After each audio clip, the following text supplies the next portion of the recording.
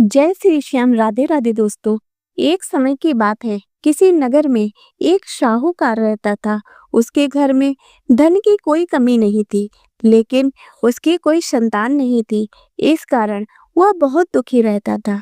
पुत्र प्राप्ति के लिए वह प्रत्येक सोमवार व्रत रखता और पूरी श्रद्धा के साथ शिव मंदिर जाकर भगवान शिव और पार्वती जी की पूजा करता था। उसकी भक्ति देखकर एक दिन माँ पार्वती प्रसन्न हो गई और भगवान शिव से उस साहूकार की मनोकामना पूर्ण करने का आग्रह करने लगी। पार्वती जी की इच्छा सुनकर भगवान शिव ने कहा, हे पार्वती, इस संसार में हर प्राणी को उसके कर्मों का फल मिलता है और जिसके भाग्य में जो हो उसे भोगना ही पड़ता है। लेकिन पार्वती जी ने साहूकार की भक्ति का मान रखने के लिए उसकी मनोकामना पूर्ण करने की इच्छा जताई। माता पार्वती के आग्रह पर शिव जी ने साहूकार को पुत्र प्राप्ति का वरदान तो दिया, लेकिन साथ ही ये भी कहा उसके बालक की आयु केवल 12 वर्ष होगी। माता पार्वती और भगवान शिव की बातचीत को साहूकार सुन रहा था। उसे ना तो इस बात की खुशी थी और ना ही दुख। वह पहले की भांति शिव जी की पूजा करता रहा। कुछ समय के बाद साहूकार के घर एक पुत्र का जन्म हुआ। जब वह बालक 11 वर्ष का हुआ तो उसे पढ़ने के लिए काशी भेज दिया गया। साहूकार ने पुत्र के मामा को बुलाकर उसे बहुत सारा धन दिया और कहा कि तुम इस बालक को काशी विद्या प्राप्ति के लिए ले जाओ और मार्ग में यज्ञ कराना। जहाँ भी यज्ञ कराओ वहाँ ब्राह्मणों को भोजन कराना और दक्षिणा देते हुए जाना।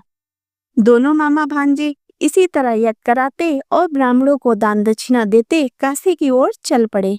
रात में एक नगर पड़ा जहां नगर के राजा की कन्या का विवाह था, लेकिन जिस राजकुमार से उसका विवाह होने वाला था वह एक आंख से काना था। राजकुमार के पिता ने अपने पुत्र के काना होने की बात को छुपाने के लिए एक चाल सोची। साहूकार के पुत्र को देखकर उसके मन में एक विचार आया। उसने सोचा, क्यों न इस लड़के को दूल्हा बनाकर राजकुमारी से विवाह करा दूं। विवाह के बाद इसको धन देकर विदा कर दूंगा और राजकुमारी को अपने नगर ले जाऊंगा। लड़के को दूल्हे के वस्त्र पहनाकर राजकुमारी से विवाह करा दिया गया, लेकिन साहूकार का पुत्र ईमानदार था। उसे यह बात न्याय संगत नहीं लगी। उसने अवसर पाकर राजकुमारी की चुन्नी के पल्ले पे लिख दिया कि तुम्हारा विवाह तो मेरे साथ हुआ है, लेकिन जिस राजकुमार के संग तुम्हें भेजा जाएगा वह एक आंख से काना है। मैं तो काशी पढ़ने जा रहा हूँ। तब राजकुमारी ने चुन्नी पर लिखी बातें पढ़ी तो उसने अपने माता पिता को बात बताई। राजा ने अपनी पुत्री को विदा नहीं किया, जिससे बारात वापस चली गई। दूसरी ओर साहूकार का लड़का और उसका मामा काशी पहुंचे।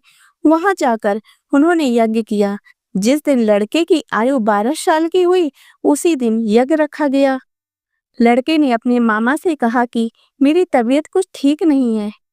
मामा ने कहा कि तुम अंदर जाकर सो जाओ। शिव जी के वरदान अनुसार कुछ ही देर में उस बालक के प्राण निकल गए। मृत भांजे को देखकर उसके मामा ने विलाप शुरू किया।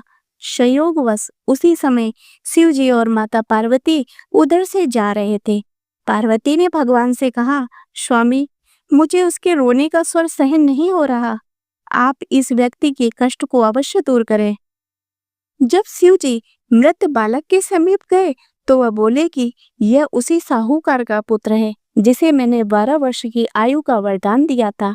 अब इसकी आयु पूरी हो चुकी है।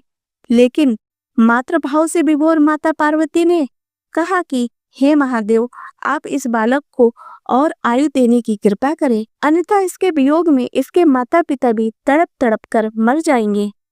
माता पार्वती के आग्रह पर भगवान शिव ने उस लड़के को जीवित होने का वरदान दिया। वह लड़का जीवित हो गया। शिक्षा प्राप्त करके लड़का मामा के साथ अपने नगर की ओर चल दिया। दोनों चलते हुए उसी नगर में पहुंचे जहां उसका विवाह हुआ था। उस नगर में भी उन्होंने यज्ञ का आयोजन किया।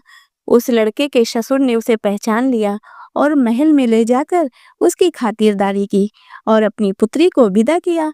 इधर साहूकार और उसकी पत्नी भूखे प्यासे रहकर बेटे की प्रतीक्षा कर रहे थे। उन्होंने प्रण कर रखा था कि यदि उन्हें अपने बेटे की मृत्यु का समाचार मिला तो वह भी प्राण त्याग देंगे।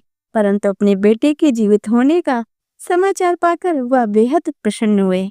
उसी रात भगवान शिव ने व्यापारी के स्वप्न में आकर कहा, मैंने तेरे सोमवार के व्रत करने और व्रत कथा सुनने से प्रसन्न होकर तेरे पुत्र को लंबी आयु प्रदान की है। इसी प्रकार जो कोई सोमवार व्रत करता है या कथा पढ़ता है, सुनता है, उसके सभी दुख दूर होते हैं और समस्त मनोकामनाएं पूर्ण होती हैं। तो दोस्तों, आशा करती हूँ कि आपको ये व्रत कथा पसंद आई होगी।